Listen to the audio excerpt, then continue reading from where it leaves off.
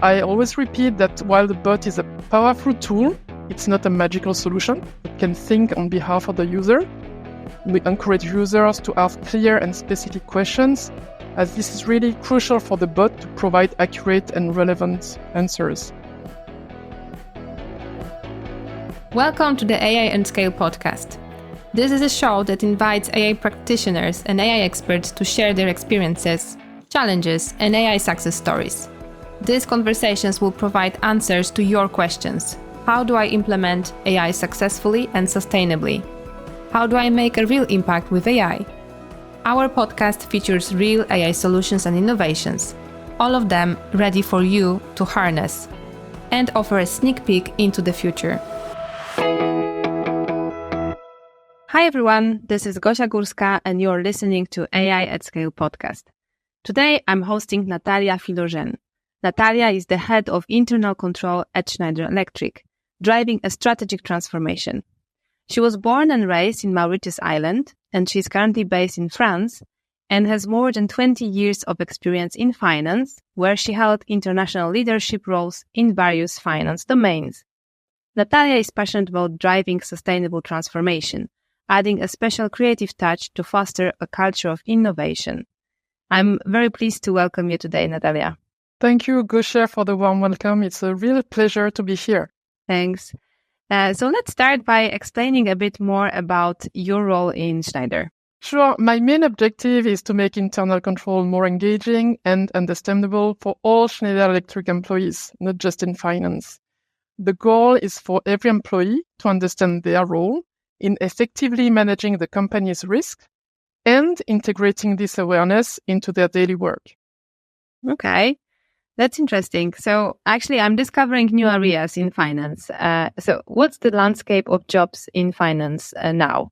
When we talked recently, you mentioned that different disciplines of finance are attracting different talents. And there are some parts of the finance that are more using the newest technologies, and there are some that maybe are not that open to use really cutting-edge technologies. And is there any correlation between where the talents want to work today?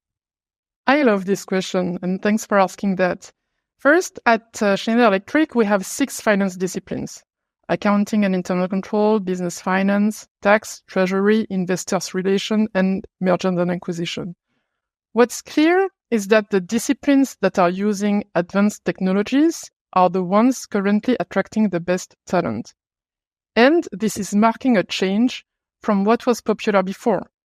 For example, our internal control function, which is usually seen as conventional, is embracing innovation. And this includes the use of cutting-edge technologies like GenAI. And it's true that this modern approach is capturing interest and bringing new talent to our team. Okay, that's great. So now our audience can guess what we will be discussing about, because of course, when we talk about cutting edge technologies, you already mentioned GenAI. So let's discuss about the concrete example. You've been part of the team that created a solution called Finance Assistant Chatbot. Why was it needed in your financial department? Actually, this idea of the chatbot powered by GenAI came out of 2 strong desires. Number 1, we wanted to simplify the lives of our employees. If I take myself as an example, I don't have the time or the desire to search through extensive documentation to find the information I need on internal control or compliance.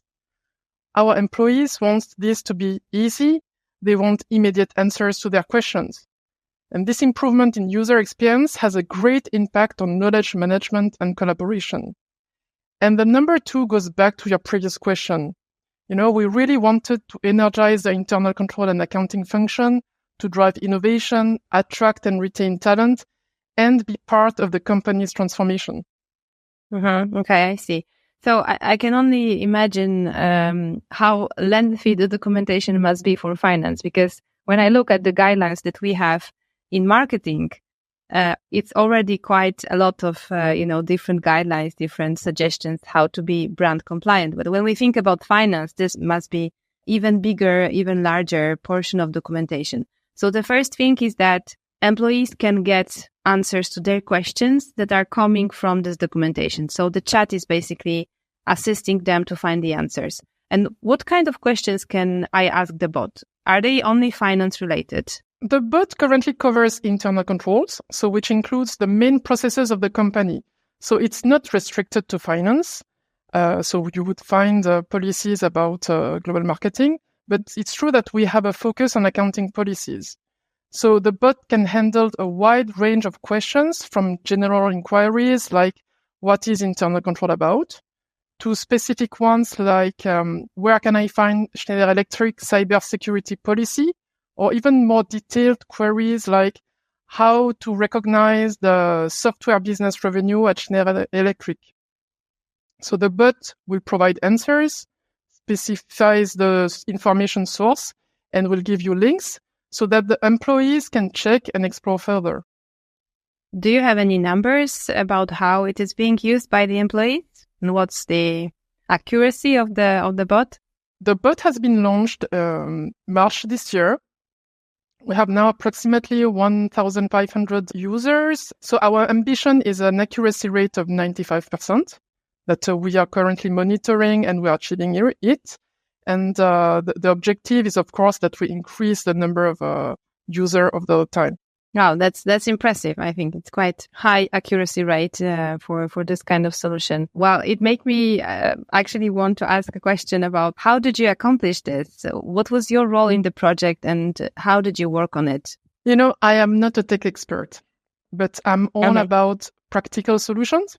So anything that helps us tackle issues and challenges is something I'm fully support, and I'm always encouraging the team to explore such opportunities. So after a year of transformation within the function, we had a clear understanding of the pain points we wanted to address. And that's when OpenAI came into the picture, and it was perfect timing, I would say.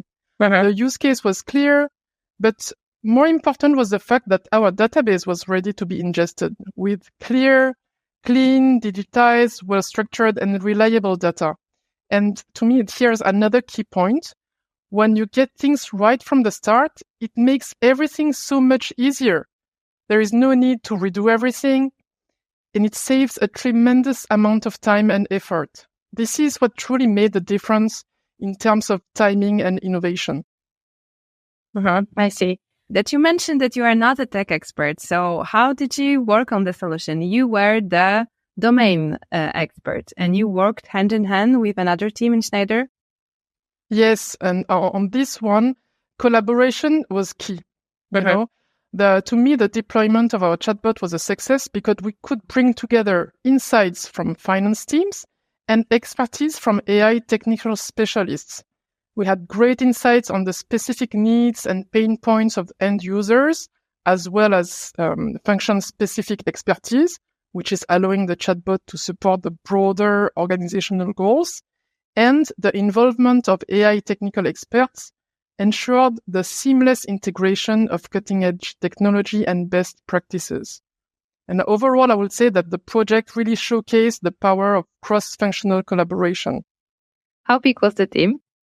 In terms of function team, we were for internal control 2, I would say. And then we collaborated with the AI hub, where we had approximately 20 people of the team working on the bot. Yeah, that's really great. I think it would be very interesting for our listeners to understand what are the general stages when you create this kind of application, from the idea to the implementation. Sure. Starting from the idea, I think once you have the idea, then the collaboration with the AI hub and the team started, to discuss the use case and the value that the use case would be providing for the users and the company. Because, of course, a lot of people are going to work on it, so you need to make sure that it's going to provide value for the users before investing in it. And then the next step was to look at the quality of the data, to see whether it was ready or not, what kind of things should be updated or changed for a good data ingestions in the bot. We had, of course, the testing phase. So then you need to have people in your team asking questions, checking the quality of the answers, and have the AI team, tech team fixing the issue. And then there is a release. And on the release, I would say that there is a bit of the challenge between perfection and timing. You don't want to release the bot if the accuracy rate of the answers is too low, but on the same time, there is a risk of waiting for 100% accuracy of the answers before releasing the bot. And on this one, I was a bit pushing on this because if you still want to have an innovative and transformative tool, the timing is really important. With the continuous improvement, you can always fix the data quality issues. Yes. And then you mentioned about also some steps that needs to be taken into account when you implement the solution. So what was it? Communication, learning? Yeah, so definitely we had a big communication campaign because otherwise the risk was that nobody knew about it or nobody was using it. So we did some funny and attractive communication campaign with some demos to showcase what the bot is able to do in a very simple way. And for sure, the fact that we won the award gave a great visibility, not only within the finance organization, but to the full company's organization. And what were the main challenges? Did the bot show you any funny hallucinations, any funny replies? We do still have some hallucinations, especially when you are using the acronyms, where the bots get confused, as we, as humans, usually, sometimes do. So we always stress the importance of checking the information with the provided source of information. So I would say that the main challenges that we're currently facing revolve around user familiarity with using a chatbot. So first, understanding the scope of the bot is crucial. So, for example, asking weather-related question would obviously lead to disappointment because it's not the bot's capabilities. And I can tell you that I did some kind of funny question. And secondly, effectively prompting questions for the bot is key. And, despite all the buzz around ChatGPT, many of our employees have not interacted with it yet. So the result is that they may ask the same question multiple times in the same way and not understand why the answer remains the same. So I always repeat that while the bot is a powerful tool, it's not a magical solution that can think on behalf of the user. And to address this, we provide a short e-learning module on how to effectively prompt. We encourage users to ask clear and specific questions, as this is really crucial for the bot to provide accurate and relevant answers. And the users can also rate the answers they receive, so that we review those ratings regularly to identify the areas that need improvement or correction. And this is really essential for driving user adoption. I see. So I would say two things that you highlighted really caught my attention. So first is that you provided a training to everyone who was supposed to use this bot so they can get more familiar with how to use it correctly. And the second thing, as you mentioned, that you put in place a way to correct it over time. So does it mean that even now when the bot is already working, as I understand, you still monitor how the replies are being prepared and the correction of them? So you can make any action if you see that the quality of replies is dropping? Exactly. You ask a question, you can rate with a thumbs up, thumbs down.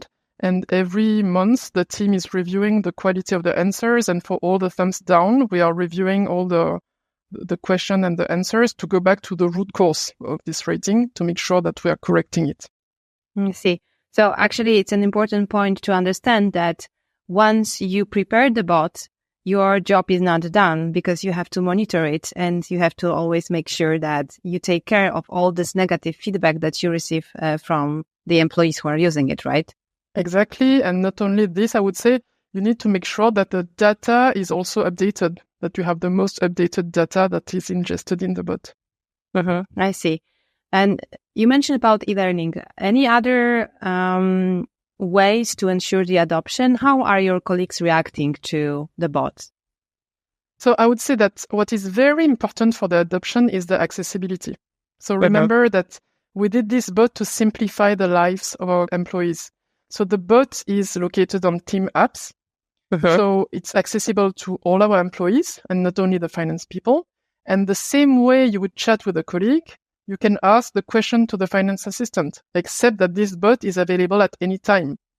So it's really important to make sure you consider the needs of both the users and the experts when designing the bot, because by putting yourself in the shoes of the users, you can create a bot that resonates with their needs and their challenges, Understanding their pain points and designing the bot to provide solution in a user-friendly manner is really crucial for adoption.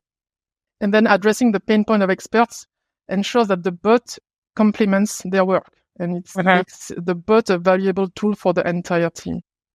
So you would say that they were rather open to use it because of the fact that it's really delivered a value for them. It was really supporting them.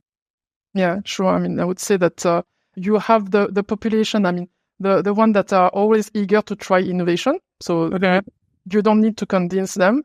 And then you have the other that are a bit reluctant. And here it's quite easy to demonstrate that the bot can really come up with some great answers. And I regularly receive feedbacks from employees or even leaders that are very surprised. I mean, they test the bot, they ask some tricky question, and they are amazed by the kind of answer the bot can come with.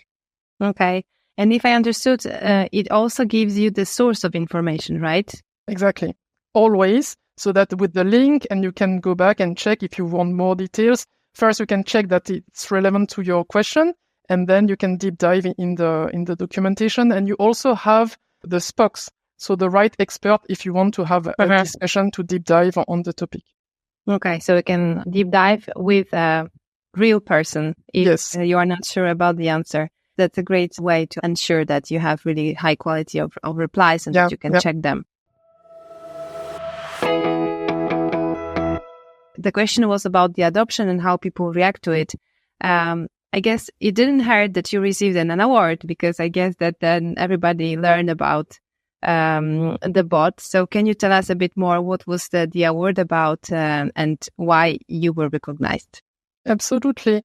The timing of the launch of the bot enabled us to compete and win the 2024 Digital Finance Awards in the innovation category. And it really provided great visibility. And I didn't expect it, but it was great visibility both internally and externally. And we are, of course, leveraging this achievement to drive increased adoption within our organization.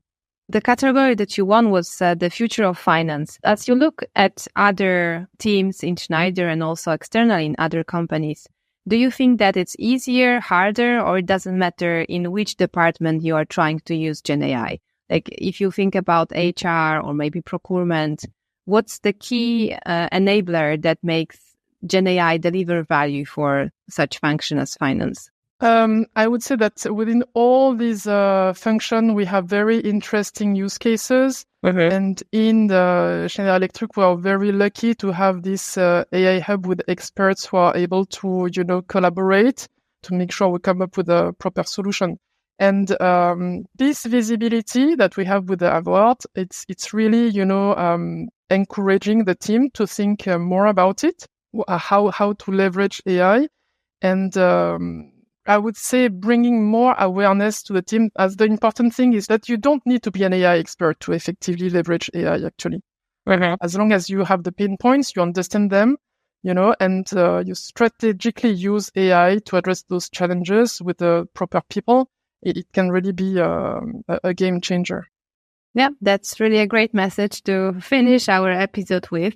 But before we close, I wanted to ask you one more question. So if you were about to summarize really the key takeaway from this experience, what was really the most important element for the fact that you succeeded to create such application and then that your colleagues are using it and you see that it totally makes sense?